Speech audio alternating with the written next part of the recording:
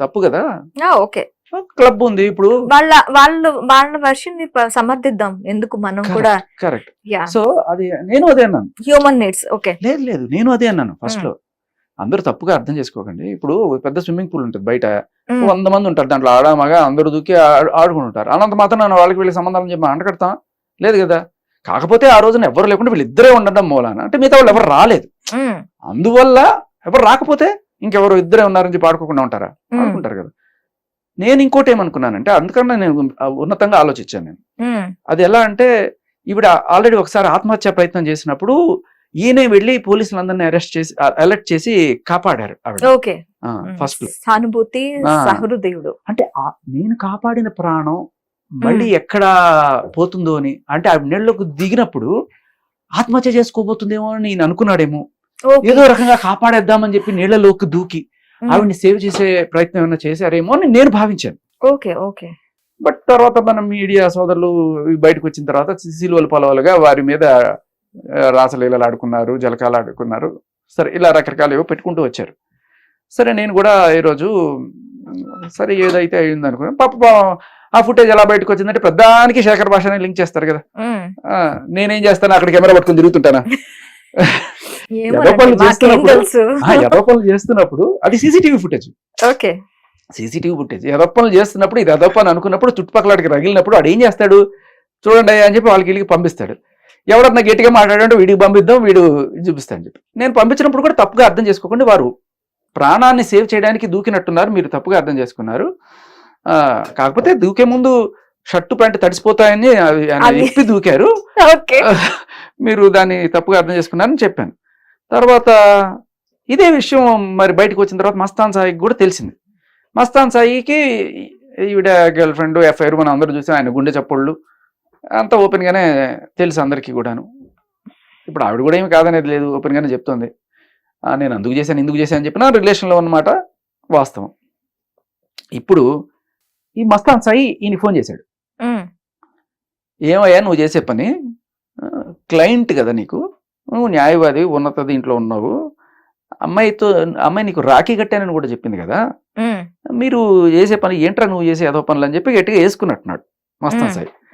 అలా వేసినప్పుడు అంటే సేమ్ కెవిన్కి కూడా ఫోన్ చేసి మస్తాన్ సాయి తిట్టాడు, ఎందుకు నువ్వు లావణ్య ఇంటికి పోతున్నావు, లావణ్య నీ ఇంటికి ఎందుకు వచ్చింది, మీరేం చేస్తున్నారు ఇక్కడ, అదేదో ఇంకా రకరకాలుగా ఏదో తిట్టినట్టుగా మనకి సమాచారం. ఎందుకంటే is a possessive boy friend, ఈ అమ్మాయి ఎవరితో ఉన్నా కూడా ఓర్చుకోలేడు, ఈ అమ్మాయి అదే పనిగా అతన్ని పోక్ చేస్తూ ఉంటుంది అన్నట్టుగా తెలుస్తుంది అనమాట. బట్ ఫైనల్లీ ఈయన ఈ స్విమ్మింగ్ పూల్ లాయర్ని క్యాచ్ చేశాడు. క్యాచ్ చేసి అడిగినప్పుడు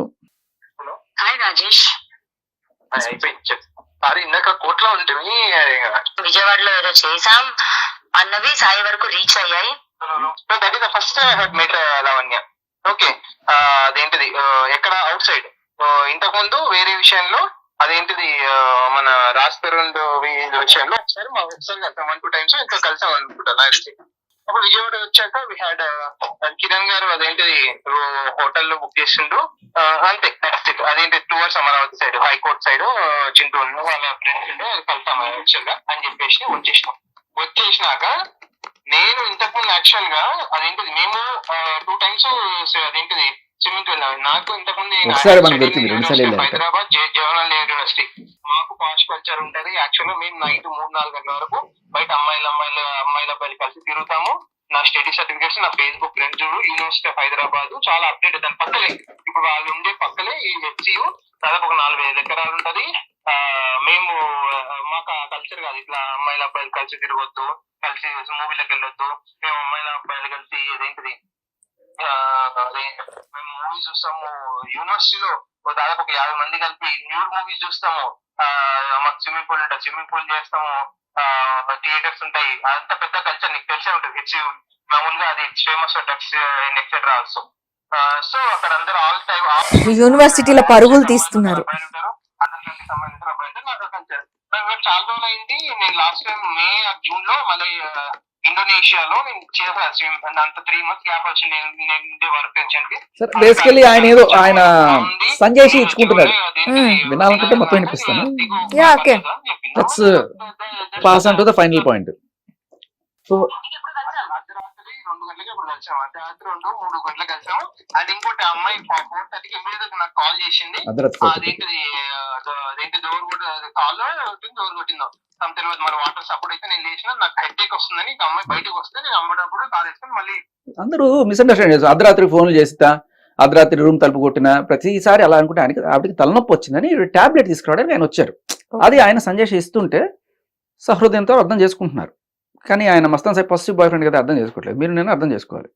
సరే, తర్వాత మెడిసిన్స్ పోయినా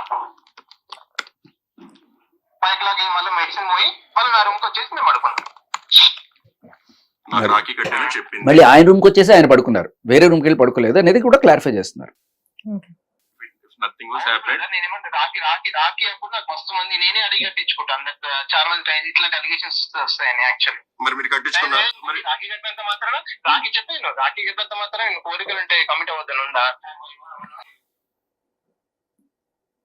ఏంటి సార్ అది? ఏం సార్ అది? రాఖీ కట్టినంత మాత్రాన కోరికలు ఉంటే కమిట్ అవ్వద్దని ఏమైనా ఉందా అట? అంటే చట్టంలో అది లేదట, అందుకని రాఖీ కట్టినంత మాత్రాన కోరికలు ఉన్నా కూడా మీరు సరిగ్గా ఉండేదేమో. మళ్ళీ మెడిసిన్ పోయి మళ్ళీ నా రూమ్కి వచ్చేసి నేను పడుకున్నాను. నాకు రాఖీ కట్టానని చెప్పింది. ఇఫ్ నథింగ్ వాస్ హ్యాపెండ్ నేనేమంటే రాఖీ అప్పుడు నాకు మస్తు మంది నేనే అడిగి కట్టించుకుంటాను. చాలా మంది వస్తాయని యాక్చువల్లీ. మరి మీరు కట్టించుకున్నారు? మరి రాఖీ కట్టినంత మాత్రం రాఖీ చెప్పాను, రాఖీ కట్టినంత మాత్రం కోరికలు ఉంటే కమిట్ అవ్వద్దని ఉందా? సో ఈయన ఎంత లా చేస్తున్నంత మాత్రాన నేను లా చేస్తున్నాను కాబట్టి I'm not brother in law అంటున్నాడు. సో పాపం అప్పుడు మస్తాన్ సాయి తప్పుగా అర్థం చేసుకున్నాడు, కానీ నేను తప్పుగా అర్థం చేసుకోలేదు. సరే, లాస్ట్ అది విన్నప్పుడు మాత్రం నాకు కొంచెం ఏంటిది ఇలా మాట్లాడు. సరే, చట్టంలో ఎక్కడ రాసి ఉండకపోవచ్చు, కానీ నైతికంగా కాస్త రాఖీ కట్టిన అంటే పాష్ కాలేజ్ లో చదువుకున్నాడు, అందరూ న్యూడ్ వీడియోస్ చూస్తారు కలిసి, అమ్మాయిలు అబ్బాయిలు కలిపి కాలేజీలు పరువులు తీయడానికి ఇలాంటి మాటలు బయట చెప్తున్నారు. డ్రగ్స్ కూడా చేస్తారు.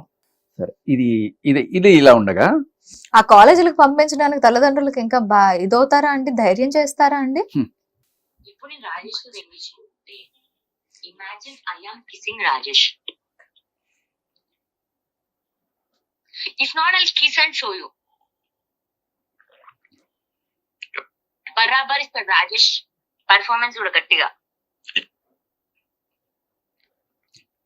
పెర్ఫార్మెన్స్ గట్టిగా ఇస్తారంట. అంటే ఆయన లా పెర్ఫార్మెన్స్ గురించి లాయర్ గా తన పెర్ఫార్మెన్స్ గురించి మాట్లాడుతున్నారని నేను ఒక సహృదయంతో అర్థం చేసుకుంటాను ఆ ఒక్క విషయం. కానీ అంతకు ముందు మాట్లాడిన విషయాల్లో దీంట్లో కోయిన్సైడ్ అవ్వట్లేదు. ఓకే, నేను కిస్ చేస్తాను అంటే ఆయన వాదన నచ్చి అంత ఇంప్రెస్ అయిపోయి అలా కిస్ చేస్తానంటే అది కూడా తప్పు కాకపోవచ్చు. బట్ అంతకు ముందు ఒక మాట మాట్లాడారు, అది మీరు బీప్ వేసుకోవాల్సిన పరిస్థితి. దానికి నేను ఇంకా సమాధానం చెప్పలేదు, అది కూడా కవర్ చేయలేదు నేను, దానికి వారే సమాధానం చెప్పాలి. సో ఇదనమాట అది. సో దీన్ని బట్టి ఇనిషియల్గా ఏది వచ్చినా కూడా మేం కాదు, అది నేను కాదు, ఆ సంతకం నాది కాదు, ఆ కంప్లైంట్ నాది కాదు, అన్ని మ్యాచ్ అయిన తర్వాత నేనే కంప్లైంట్ పెట్టాను, వాడు అదే చేశాడు అని చెప్పి ఫైనల్గా మస్తాన్ సాయి మీద ఇప్పుడు ఇది చేస్తుంది. అలాగే ఫస్ట్ ఈ వీడియో వచ్చినప్పుడు లేదు స్విమ్మింగ్ పూల్లో దిగితే తప్పేంటి, హోటల్లో ఉంటే తప్పేంటి, రాత్రి తలనొప్పి కోసం టాబ్లెట్ కోసం తలుపు కొట్టాడు, ఇలా అయితే తప్పేంటి, అలా అయితే తప్పేంటి. అంటే రాత్రి టాబ్లెట్ ఇవ్వడానికి వెళ్ళటానికి పక్కింటి వాళ్ళు ఎవరు లేరు, ఇరిగింటి పొరుగింటి వాళ్ళు ఎవరు లేరు, హోటల్ లాడ్జ్ కాబట్టి 2 o'clock కి ఎవరు వస్తారు, అక్కడ బాయ్స్ కూడా అవైలబుల్ లేరు, 2 o'clock ఒకసారి, మళ్ళీ 4:30 ఒకసారి. అదే బాయ్స్ హోటల్ బాయ్స్ కూడా ఎవరు అవైలబుల్ గా లేరు. ఈయన ఫస్ట్ నుంచి అదే కదా, ఆవిడ అర్ధరాత్రి సూసైడ్ చేసుకున్నప్పుడు కూడా ఈయన అక్కడికి వెళ్ళి కాపాడారు. అవును, అర్ధరాత్రిలో ఈమె సూసైడ్ చేసుకుంటుంది. తర్వాత మళ్ళీ పొద్దున్న 5 గంటలకు ఇప్పుడు కాదు, పొద్దునైనా మధ్యాహ్నం సాయంత్రం స్విమ్మింగ్ పూల్ లో దిగారు. ఒకసారి మనకి వీడియో వచ్చింది, బట్ రెండోసారి కూడా ఇంకో వీడియో 2 సార్లు దిగామని చెప్తున్నాడు ఆయన. పాయింట్ ఏంటంటే దే ఆర్ లెవరేజ్ పీపుల్. మనమే కొంచెం వాళ్ళని సహృదయంతో అర్థం పెద్ద చేసుకోలేకపోతున్నాం. బ్రాడ్ మైండ్ తో అర్థం చేసుకోవాల్సింది. వాళ్ళు 23వ శతాబ్దము 25వ శతాబ్దంలో ఉంటే మనం ఇంకా ఇక్కడే, మీరు ఎక్కడ తీసుకెళ్దాం అనుకుంటారు, మీరు ఎక్కడికి రారు, ఇక్కడే మనం ఇంకా ఉంటారు. 18th సెంచరీ ఆ. వెనక్కి వెళ్తున్నాం. మన ఆలోచనలు, మన ఆలోచన విధానాలన్నీ వెనక్కి వెళ్తున్నాయి. They are educated. ఆయన కాలేజీలో చెప్తే ఇవన్నీ నేర్పిస్తారు. సరే బట్ నేర్పిస్తారని ఆయనే చెప్తున్నారు కదా. కాదమ్మా, నేను దీన్నంతా కూడా తప్పుపట్టాను. నిజంగా ఒక ఎఫ్ఐఆర్ ఉంటే ఉండమండి, వాళ్ళిద్దరికి మధ్య ఒక ఎఫ్ఐఆర్ ఉన్నా కూడా అది Doesn't కాదండి, matter. వీళ్ళంతా అసలు సోషల్ మీడియాకి ఎక్కి అసలు ఏం చెప్దాం అనుకుంటున్నారు జనాలకి? ఇది పాయింట్. జనాలకి ఏం నేర్పిద్దాం అనుకుంటున్నారు, ఏం చెప్దాం అనుకుంటున్నారు, వాళ్ళ పాయింట్ ఆఫ్ వ్యూ ఏంటి? నేను మోసపోయాను, ఓకే అమ్మ ఒక జాలి చూపిస్తారు. ప్రతి ఒక్కరితో మోసపోయాను అంటే నీ మీద జాలి చూపిస్తారా అమ్మా? అంతే. నేను అది మాట్లాడలేను. అసలు అట్లా- ఏం అట్లా- కావాలి ఆ అట్లా- అమ్మాయికి అసలు ఏం కావాలి? అలా చేస్తే కూడా ఆ నెక్స్ట్ రోజు మళ్ళీ ధైర్యంగా వచ్చి ఇంటర్వ్యూ ఫేస్ చేయగలుగుతుంది. ఉమ్, అంటే అది కూడా పెద్ద విషయం కాదు వాళ్ళకి. కానీ అలా ఎవరైనా థూ అని వస్తే మాత్రం ఆవిడ ఫీల్ అవుతుంది. ఎందుకంటే మేకప్ ప్రాబ్లం అవుతుంది. ఓకే. అంటే నేను ఇంకోటి కూడా చెప్తాను, సారీ టు సే, మేకప్ వేసుకోవడము, లిప్స్టిక్ వేసుకోవడం అది అస్సలు తప్పనే. బట్ నేను ఒక బాధలో ఉన్న మహిళని, నేను చాలా దారుణమైన పరిస్థితిలో ఉన్న మహిళని అని చెప్పుకుంటూ, నాకు అంత అన్యాయం జరిగింది, ఇంత అన్యాయం అని చెప్పుకుంటుంటే, నేను అస్సలు సుతరాము నేను దాని గురించి మాట్లాడలే. బట్ కామెంట్ ఏంటంటే, కింద ఇంత బాధలో ఉన్నాం, కింద రాసిన కామెంట్లు నుంచి అవుతుంది, ఇంత బాధలో ఉన్నా పాప అంత చక్కగా మేకప్ చేసుకొని లిప్స్టిక్ వేసుకొని ఎవరన్నా వస్తారా అంత బాధలో ఉన్నప్పుడు కూడా అనే కింద 2-3 కామెంట్లు చదివిన తర్వాత వచ్చిన ఇది తప్ప నాకు ఆవిడ అక్రమ సంబంధాలతోనూ ప్రాబ్లం లేదు, ఆవిడ మేకప్లతోనూ ప్రాబ్లం లేదు. బట్ ఇవన్నీ ఎందుకు చర్చకు వస్తున్నాయి అనే ఒకటే ఒక పాయింట్. ఎందుకు అంటే ఇప్పుడు ఇలా అక్రమ సంబంధాలు పెట్టుకునే వాళ్ళు బోల్డ్ మంది లేరా? వాళ్ళందరి గురించి నేను తీసుకొచ్చి ఇదిగో ఈవిడి సంబంధం పెట్టుకుంది, వీడి సంబంధం పెట్టుకున్నాడు నేను చెప్తున్నాను లేదు కదా. ఈవిడి గురించే ఎందుకు మాట్లాడాల్సి వస్తుంది అంటే, ఒక అమ్మాయికుడిని కేసులో ఇరికిచ్చు, ఒకళ్ళని కాదు ఇద్దరిని ఇరికిచ్చి వాళ్ళ దగ్గర నుంచి మస్తాన్ సాయి మీ దృష్టిలో అమాయకుడు అంటే అమ్మా, ఇద్దరు కన్సెన్షువల్ గా కలిసినంత మాత్రాన వాడు ఏదో నేరం చేసినట్టు కాదు కదా. ఇప్పుడు ఈ లాయర్ అయినా సరే ఆయన కన్సెన్షువల్ గానే ఉన్నాడు, రేపు ఆయన కూడా నేరం చేసినట్టు కాదు కదా. ఆయన ఏదో నైతికంగా ఏదో తప్పు చేశాడు, దాన్ని బట్టి ఆయన మీద ఒక కేసు పెట్టి, ఇప్పుడు ఈవిడ 100 మందితో ఉండి ఆ 100 మంది తప్పు చేశారు నేనే అమాయకురాలంటే 100 మంది మీద కేసులు పెడతారా? మీరు ఉండండి. నేననేది రాజధానికి ఎఫ్ఐఆర్స్ ఉండొచ్చు, ఈవిడికి ఎఫ్ఐఆర్స్ ఉండొచ్చు, ఆయనకి ఎఫ్ఐఆర్స్ ఉండొచ్చు, మస్తాన్ సాయికి ఎఫ్ఐఆర్స్ ఉండొచ్చు. రాజధాని తాగుతాడు, సిగరెట్లు చేస్తాడు, ఈవిడే తాగుతుంది, సిగరెట్లు చేస్తుంది, మస్తాన్ సాయి తాగుతాడు, సిగరెట్లు తాగుతాడు. కాకపోతే వీళ్ళిద్దరికి ఉన్న ఎక్స్ట్రా క్వాలిఫికేషన్ అంటే డ్రగ్స్ కూడా చేస్తారు. మస్తాన్ సాయి సార్ అది కూడా నీ కర్మ, నీ చావు నువ్వు చావు. ఎందుకంటే వాళ్ళ కాలేజీలో కూడా డ్రగ్స్ చేస్తారని చెప్తున్నాడు ఆయన. ఈ మధ్యకాలంలో ఎక్కడ పట్టినా దొరికేస్తున్నాయి. బట్ ఇలా గవర్నమెంట్ వాళ్ళు మాత్రం డ్రగ్స్ మీద ఉక్కుపాదం మోపుదా ఉంటున్నారు. ఇట్లా అలా డ్రగ్స్ తాగేసి ఇట్లా బయట ఉన్న వాళ్ళు మాత్రం చూడాలి. అంత అది కాదు, అంత ఆడియో బయటకు వచ్చి ఒక సొసైటీలో ఒక లాయర్ స్థానంలో ఉండి ఆ మాట మాట్లాడారు అంటే దీని గురించి పోలీస్ యాజమాన్యం ఎంతవరకు చర్యలు తీసుకుంటుందో కూడా మనం చూడాలి. ఎందుకంటే మేము డ్రగ్స్ మీద ఉక్కుపాదం మోపుతున్నాం, డ్రగ్స్ తీసుకున్న వాళ్ళని మేము పట్టుకుంటాం, వాళ్ళకి నార్కోటిక్స్ టెస్టులు చేస్తాం, ఇవన్నీ చెప్తున్నారు కదా. ఒక పొజిషన్ లో ఉన్నారు, సమాజంలో ఒక పొజిషన్ లో ఉన్నారు. లాయర్ అంటే చిన్న మాట కాదు, 2 స్థానాలు. ఒకటి మనం పోలీస్ స్టేషన్ దగ్గరికి వెళ్ళకపోతే న్యాయస్థానం మనకి చెప్పాల్సింది ఏవైతే మంచి మాటలు ఉన్నాయో, నువ్వు ఎలా ఉండాలో చెప్పాల్సింది పోయి ఎలా ఉండకూడదో చెప్తున్న వైనం మనం చూసాం. ఇప్పుడు మా కాలేజ్ లో 50 మంది కలిసి న్యూడ్ వీడియోస్ చూస్తాము, ఆ తర్వాత 50 మంది కలిసి డ్రగ్స్ చేస్తాము, అబ్బాయిలు అమ్మాయిలను తేడా లేకుండా స్విమ్మింగ్ పూల్ లో దిగుతాం, దాంట్లో తప్పేముంది అన్న స్థాయిలో ఆయన ఎడ్యుకేషన్ ఆయన్ని ఎడ్యుకేట్ చేసింది అంటే ఖచ్చితంగా ఒకసారి ఓపెన్ ఫ్యాక్ట్. ఇవాళ హైదరాబాద్ లో డ్రగ్స్, గంజాయి చాలా ఈజీగా యూత్కి అందుబాటులో ఉన్నాయి, ఇది నిజం. దీంట్లో 2 రకాలు, కావాలనుకుని చెడిపోవాలనుకునే వాళ్ళు, ఆల్రెడీ చెడిపోయిన వాళ్ళు, బట్ అమాయకుల్ని దీంట్లోకి లాగి వాళ్ళని బలిపశువులు చేసేవాళ్ళు. ఈ 2 కేటగిరీలు వాళ్ళ దరిద్రం, వాళ్ళు చావు చేస్తారు. కానీ 3వ కేటగిరీలు అమ్మాయిల్ని లేకపోతే అబ్బాయిలైనా కావచ్చు, వీళ్ళందరినీ కూడా ఏదో పార్టీకి పిలిచి వాళ్ళ దాంట్లో ఏదైనా డ్రగ్స్ కల్పించాడు, లేకపోతే తిట్టి నోట్లో అని చెప్పు మాత్రం. ఆ ప్రీతి చెప్తుంది కదా, లావణ్య ఏం చేసింది, ఒక అమ్మాయి బయటకు వచ్చి నేను ఒక డ్రగ్గిస్ట్ని, నేను రీహాబ్కి వెళ్ళొచ్చాను, నేను ఇప్పుడు మారిపోయి ఉంటున్నా కూడా నన్ను ఆ పాత వీడియోలు పెట్టుకొని బ్లాక్మెయిల్ చేసి ఇంటికి రా, నాకు కంపెనీ ఇవ్వు, వాడితో పడుకో, వీడితో పడుకో అని చెప్పి నన్ను బ్లాక్మెయిల్ చేస్తుంది ఈ అమ్మాయి అని తట్టుకోలేక బయటకు వచ్చింది. నేను మారిపోయా, భాష కాదు, వచ్చేసి ఇప్పుడు ఆటో డ్రైవర్ నడుపుకుంటున్నా నేను. అయినా కూడా నువ్వు వచ్చి నన్ను గెలికి పోక్ చేసి ఈ రోజున ఆ అమ్మాయి బయటకు వచ్చి మీడియా ముఖంగా చెప్పుకోవాల్సిన పరిస్థితి. నన్ను నలుగురు తూ అనుకున్నా పర్లేదు, నాకు ఈ దాస్యం వద్దు, ఎన్నాళ్ళని వాడి దగ్గరికి పో, వీడి దగ్గరికి పో అని చెప్పి పంపించి. అంటే మీకు ఒక మాట చెప్తా, ఈ అమ్మాయి బ్లాక్మెయిల్ అంటున్నారు కదా చాలా మంది అమ్మాయిలు.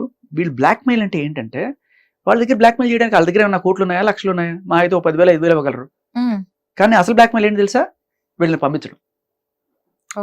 అది చాలా దారుణం.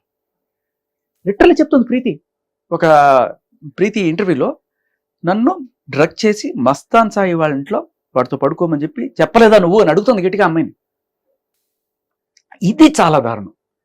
ఇప్పుడు నేనేమంటానంటే, సరే మందు సిగరెట్ లీగల్ కాబట్టి వదిలేద్దాం, రాస్తారు, సరే ఎఫ్ఐఆర్స్ కూడా లీగల్ అయిపోయింది కాబట్టి అది కూడా వదిలేద్దాం. ఇప్పుడు వీళ్ళిద్దరి సంగతి చూద్దాం, లావణ్య మస్తాన్ సాయి. దీంట్లో డ్రగ్స్ వాళ్ళ ఆనందం కోసమో లేకపోతే వాళ్ళ అలవాటు పడిపోయి ఇంకా ఏదో ఒకటి తెప్పించుకొని తాగడం ఒకటి.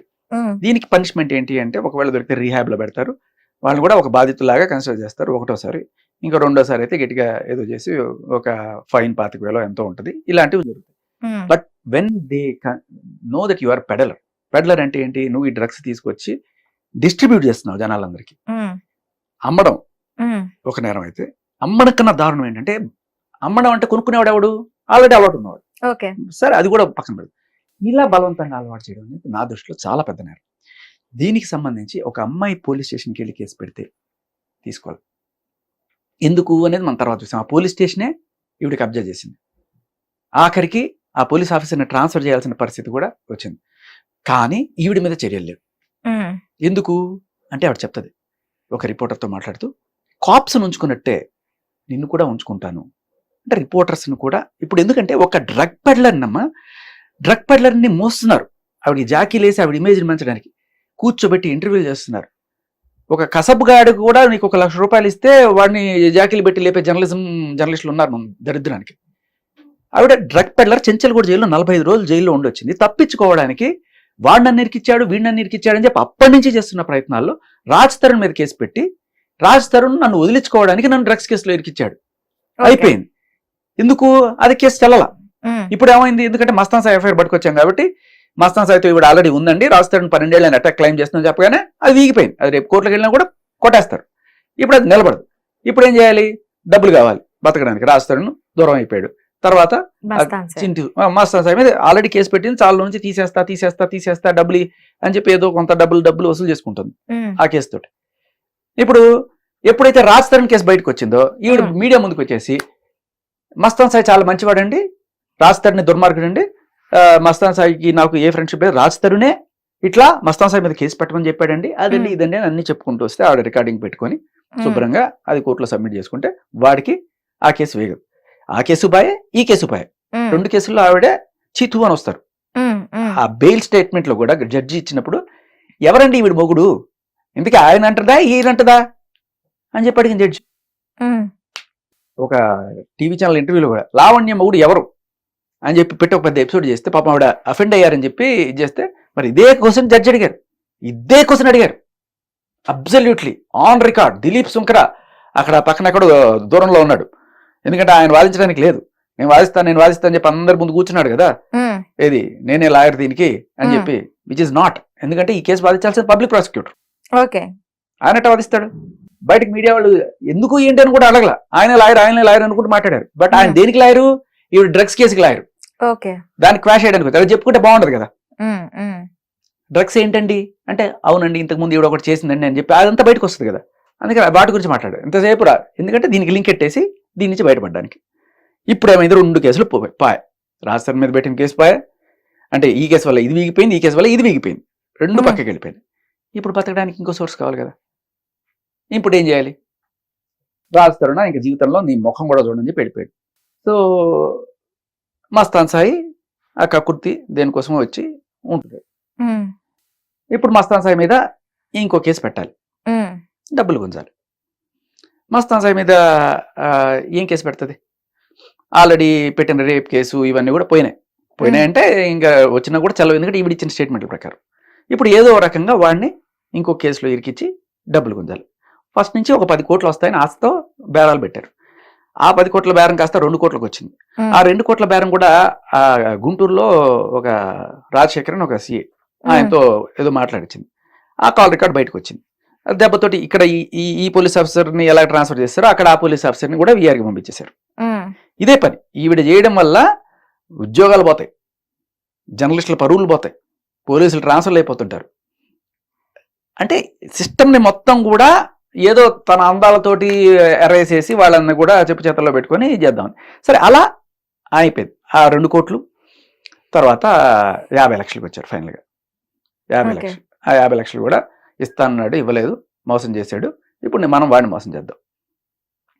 Clear cut demand, there is a demand on record. ఆవిడేమంటది?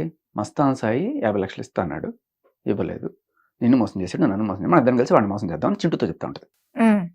ఇక్కడ ఇంకొక కొంచెం జుగుప్సాకరమైన లాంగ్వేజ్ వాడినా కూడా ఆవిడ ఇదే అర్థం అవుతుంది అనమాట. ఎన్నిసార్లు పడుకున్నావు నాతోటి? నేను వెళ్ళినే. ఫస్ట్లో ఏమంటది? నా గుండె నీ దగ్గర లేదా, నీ గుండె నా దగ్గర ఉంది కదా, మన ఇద్దరిది ఒక అద్భుతమైన రిలేషన్షిప్ అని చెప్పి లవ్ బాంబింగ్ అనమాట. ఫస్ట్లో మన ఇద్దరం చాలా చాలా చాలా ఇది క్లోజ్, అది ఇది అన్నట్టుగా వాడిని ఒక దీంట్లో వేసేస్తుంది అనమాట. వాడు అబ్బా నేనే అదృష్టం కాదు భాష, మీకేమైనా ఎక్స్పీరియన్స్ అయ్యిందా? అంత అదృష్టం బాగా ఎలాబరేట్ చేస్తున్నారు కదా. మీకు వినిపిస్తా, మీకు క్లియర్ కట్గా అర్థమవుతుంది. అంటే జస్ట్ ఇది ఈ మోడ్ ఆఫ్ ఆపరేండి అందరం గమనించాలి. ఏంటంటే వీళ్ళ ఫస్ట్ మంచిగా ఉంటుంది, మామూలు మంచితనం కాదు. మంచి కాలు మొక్కుతా, నీ ఇంట్లో పని చేస్తా, నీకు పందానిగా ఉంటా, అయ్యో రాగానే నీకు మంచిది కావాలా, నీకు కాఫీ కావాలా, ఏం కావాలి చెప్పు అని చెప్పి మొత్తం వాడిని అసలు అబ్బా ఏంట్రా ఈ కేరింగ్ అని వాడు ఫ్లాట్ అయిపోవాలి. అయిపోయిన తర్వాత మెల్లగా వాడికి ఏమవుతారు, అబ్బా మనం నమ్ముకున్న మనిషి కదా అని వాడు ఫోన్లు గిన్నెలు పక్కన పడేస్తే మెల్లగా నిద్రపోతున్నప్పుడు ఫింగర్ ప్రింట్ వేసేసుకొని వాడి డేటా మొత్తం కాపీ చేసేసుకొని అమ్మ నంబరు, నాన్న నంబరు, చెల్లి నంబరు, అక్క నంబరు అన్ని తీసి పెట్టుకుంటారు ఫస్ట్.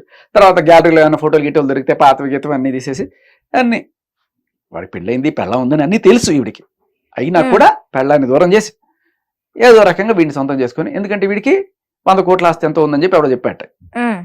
నిజంగా ఉందా మస్తాన్ సాయికి? నిజంగా తెలియదు, బట్ ఈవిడికి తెలియదు. ఈవిడే అందమాట. కిరణ్ తో రిలేషన్షిప్ లో ఉన్నా. అవును ఉన్నావా? కిరణ్ టాపిక్ రావడం వేరు, ఇది వేరు. అతన్ని అప్పుడు చంపాలనుకోలేదు. అండ్ 200 ఉంటే పంపివా ప్లీజ్. నాకేంటి ఏమన్నా 2 నిజాలు చెప్పు. నీకు నిజాలు కావాలా? డ్రైర్ వేసుకోలేదు ఇవాళ. అవి కాదు నాకు పనికొచ్చేది. ఇది సారీ, నేను ఎక్కడో ఫేస్బుక్ లో ఎవరో దీంట్లో పెట్టుకున్నాడు, ఒక చిన్న మీమ్ లాగా చేసి పెట్టుకున్నాడు. అందుకని వాడు హైలైట్ చేస్తున్నాడు కొన్ని 3 సార్లు వేసి. పనికి వచ్చేదా? రిలీజ్ అవుతుంది. పెట్టాను ఫోన్. 200 ఇవ్వి ప్లీజ్. 200తో పాటు ఇంకేదైనా కూడా ఇస్తా. పల్లపూడి కూడా ఉన్నది. పల్లెపూడి నీ దగ్గర ఉందా? పళ్ళపొడి అంటే అర్థమైంది, కుకైన్ అంట.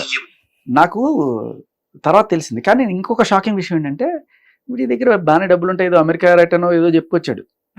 ఈ డంటీ అనే అతను ఎవరైతే మాట్లాడో అతను he was some time neighbour.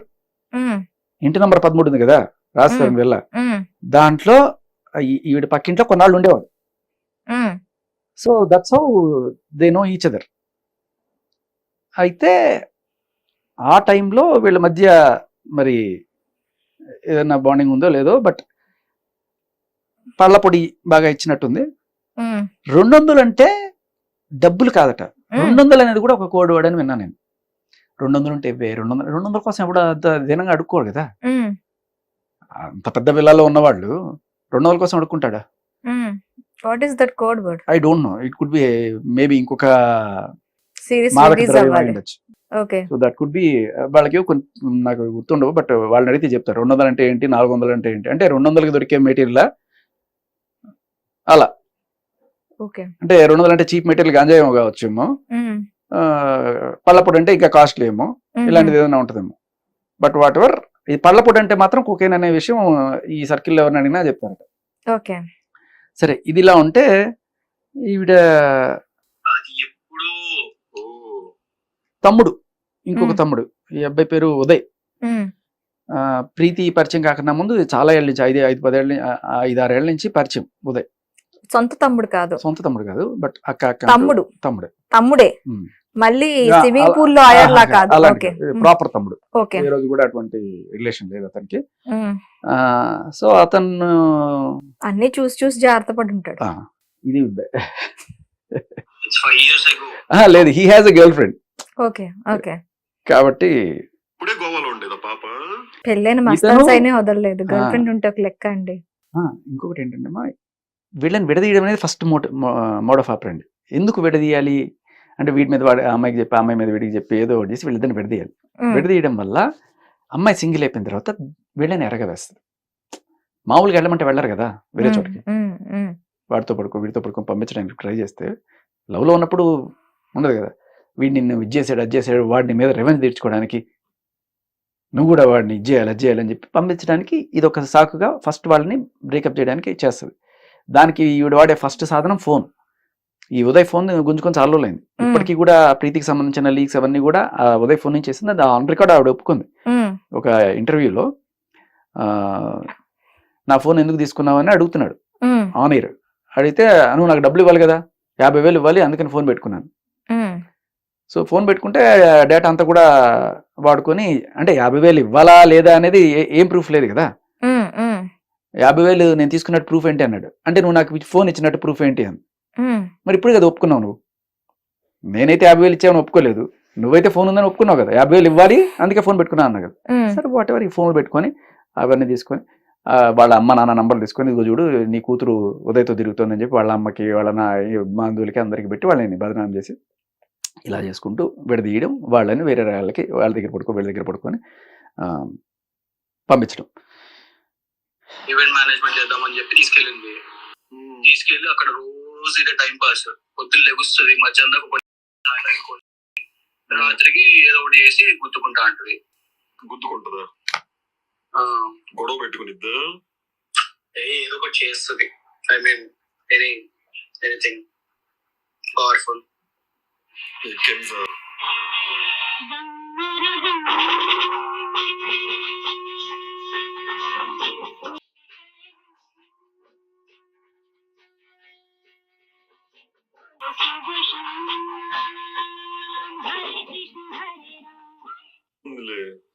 నాకు ఎప్పుడు కోవిడ్ లో అని చెప్పింది. కోవిడ్ అప్పుడే వెళ్ళిందండి ఫస్ట్ టైం. కోవిడ్ అప్పుడు బేసిక్ గా ఏం చేద్దాం అనుకున్నాం అంటే, మేము ఈవెంట్స్ చేద్దాం అని చెప్పి, సాయి ఈవెంట్స్, టెక్నో ఈవెంట్స్ చేద్దాం అని చెప్పి నన్ను, గౌతమ్ గారిని, ఇంకా వాడి పేరేం పెద్ద పుట్టుడు ఉన్నాడు కదా మన నరేన్. అసలు నరేన్ గారు ఎవడు నాకు తెలియదు. వాడు అందరం కలిసి వెళ్ళాము, నలుగురం కలిసి గోవాకి వెళ్ళాం.